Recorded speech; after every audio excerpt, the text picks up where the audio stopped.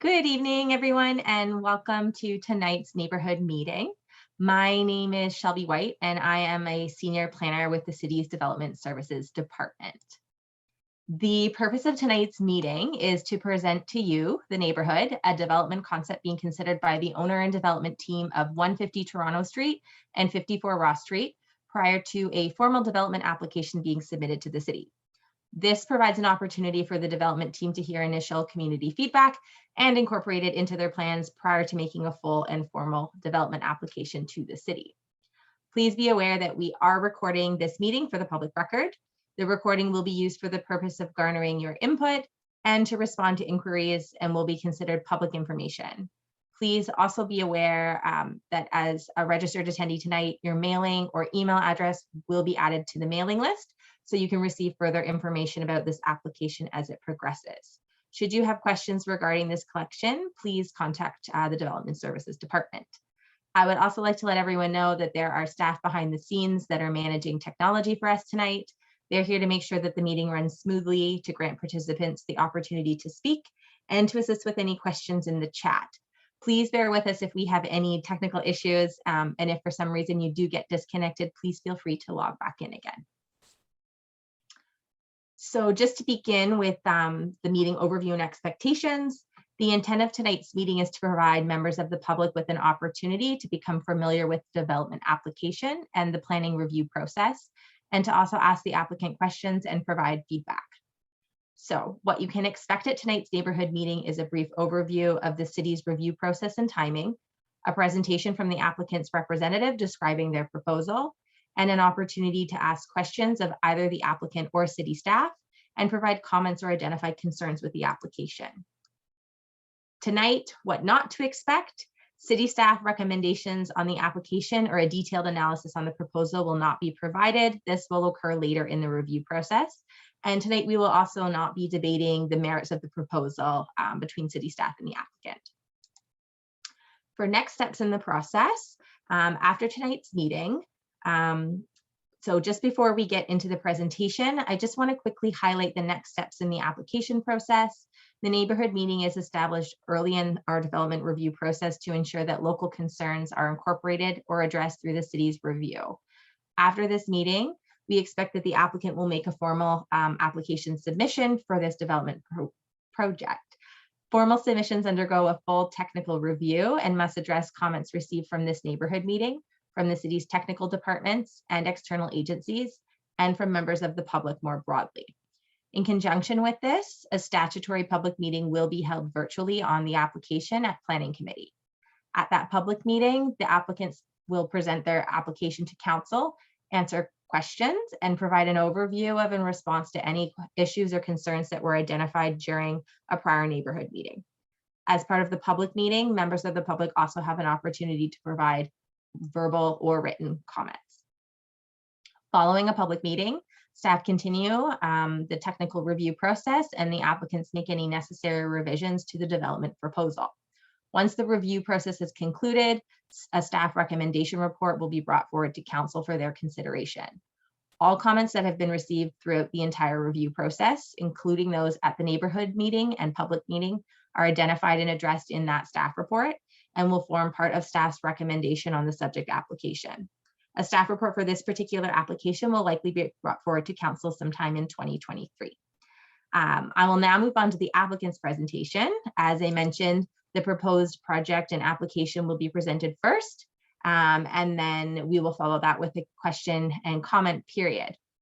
So just to begin, just to introduce our applicant and agent, tonight we are focusing on a zoning bylaw amendment that's being proposed at 150 Toronto Street and 54 Ross Street, which are part of Victoria Village's land holdings.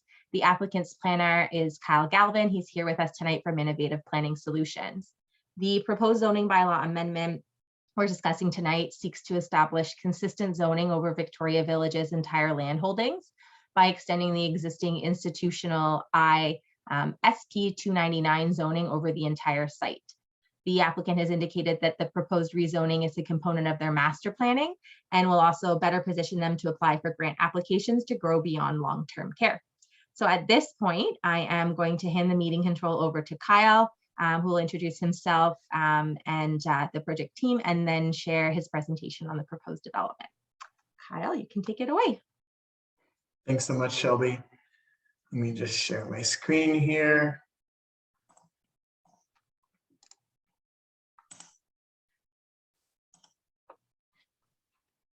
Okay, hopefully you can see that.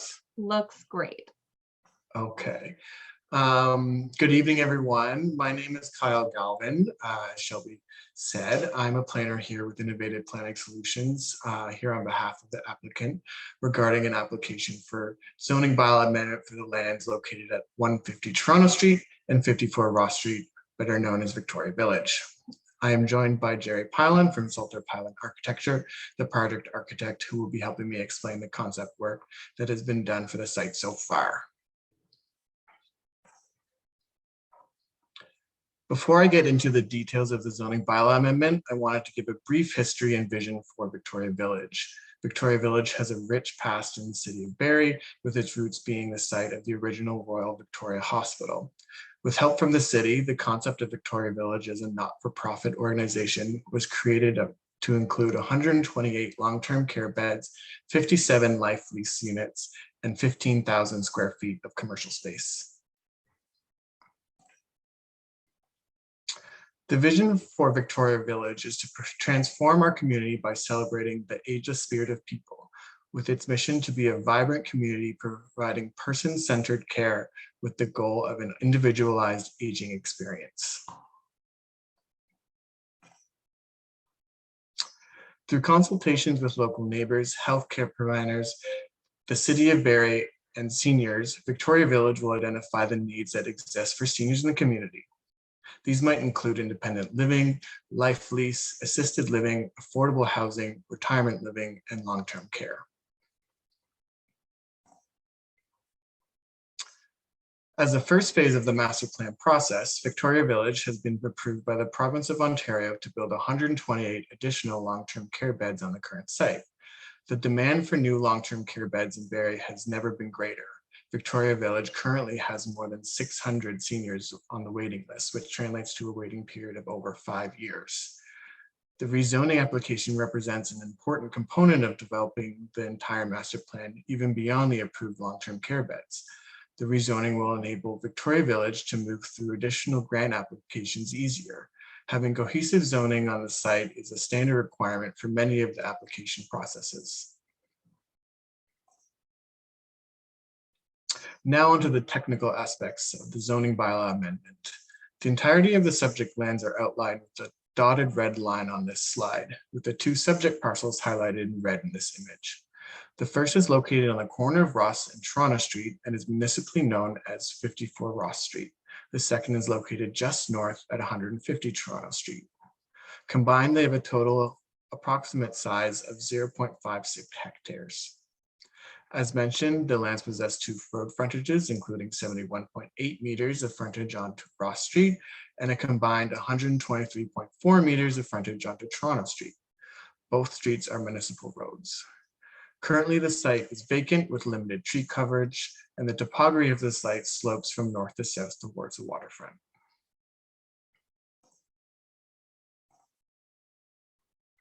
This image shows the subject sites outlined in red from above. The solid red lines are the 2 parcels just described, and the dashed line is the existing Victoria Village. We are looking northwest from the corner of Toronto Street and Ross Street in this image.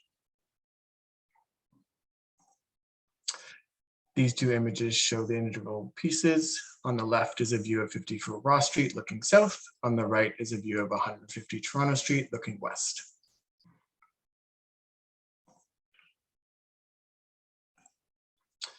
This slide illustrates the land use designation that currently applies to the subject lands. The lands are designated as institutional in the city's official plan. The surrounding land uses include open space to the south, educational institutional to the north and east, residential to the east and west, and city center to the southeast.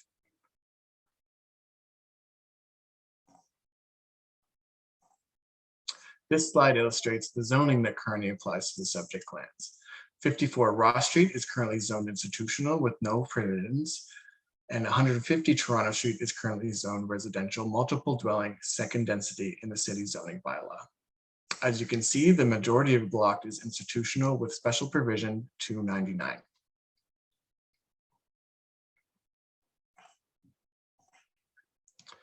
This slide shows the existing height and setback standards for the two parcels.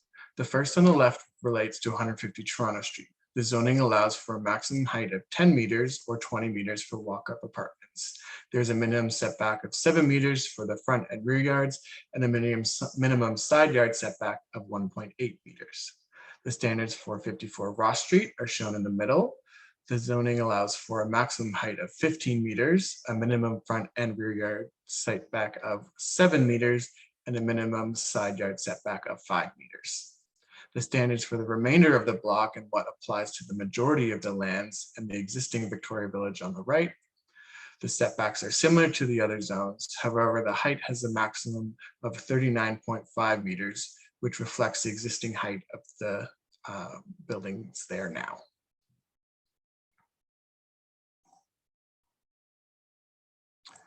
This slide shows the current land uses that surround the subject site. To the north is institutional uses, including the RVH Dialysis Center and the Hillcrest Public School. There is also the Learning Jungle Maple Hill across Toronto Street and at the corner of Toronto and Wellington Street. Queen's Park is located directly south across Rock Street. There are also residential uses that surround the block to the east, west, northwest, and south.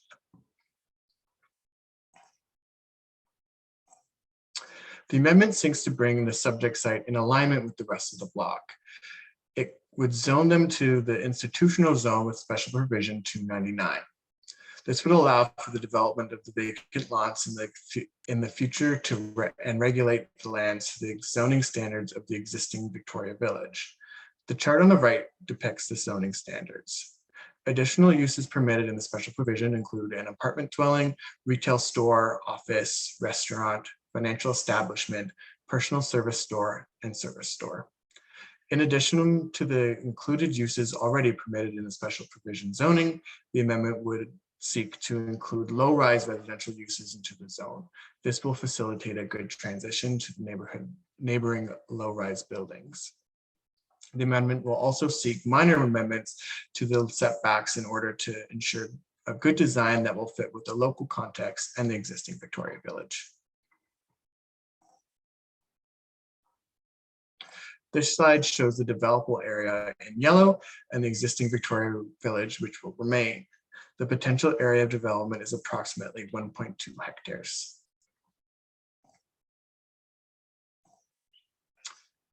This slide shows the development concept for a potential development on the site. I will pass it over to Jerry to explain the design principles and development concept. Go ahead, Jerry. Thanks, Kyle. At this stage, just as Kyle said, this is a concept plan. This is not a proposed development at this stage, to be clear.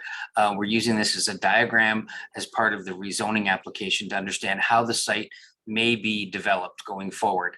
The intent here is to try and look at how we best utilize the frontages along Wellington Street, Toronto Street, the corner of Ross and Toronto, and the remaining frontage on Ross, with what we'll hope will be a compatible scale and development that will utilize the slope of the land on Toronto Street and kind of integrate itself with the existing neighborhood to make a compatible development going forward. What ultimate form that takes, we don't know yet, but as Kyle referenced in his introduction, what is known right now is that there is an approval for a 128-bed long-term care facility.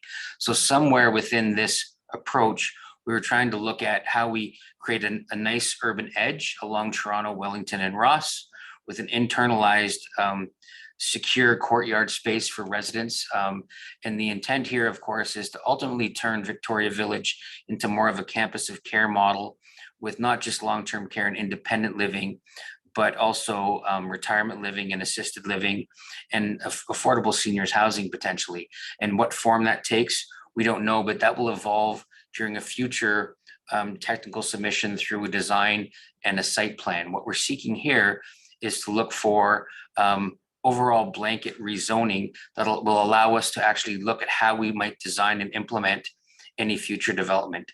The here and now on this site is for the 128 bed long-term care facility and how we might best utilize the site to enhance the existing long-term care facilities there and also maybe integrate it with that, while at the same time looking for opportunities, you know, in a phased development approach that would allow, you know, compatible uses such as retirement living, assisted living, seniors affordable housing, and perhaps some commercial retail at grade that is compatible with those uses on a seniors overall campus setting to try and make use of that. So really at this point, understand this as a diagram, not as a full concept, but the idea being that we need to understand, as you can see from the diagram, you know, with that one parcel that's on Toronto Street as an RM2 zoning, it's in the middle of what could be a potential, you know, nicer overall development as we move forward.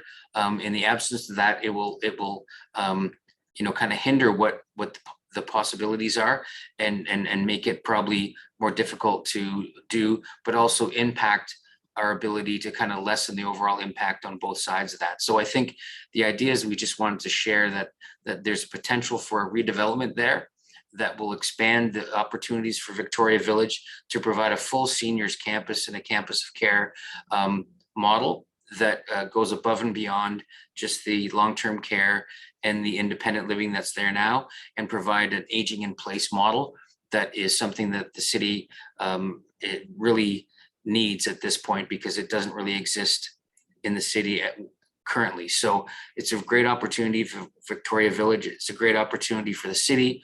And it's a great opportunity for this neighborhood to be an integral part of delivering that solution. So that's really what we're looking at this stage. Thanks, Jerry. This slide shows a list of studies and drawings we were putting together for submission to the city. I won't go through them all, but they include the civil engineering, traffic studies, and planning justification, among others. Those will be available once the technical submission has been done, which I'm sure Shelby will explain. In conclusion, the proposed zoning bylaw amendment is being sought to rezone the lands from residential to institutional with special provisions, aligning with the existing zoning of Victoria Village. This rezoning will bring the existing residential zoning on the site into conformity with the official plan and allow for the future expansion of the campus of care from Victoria Village.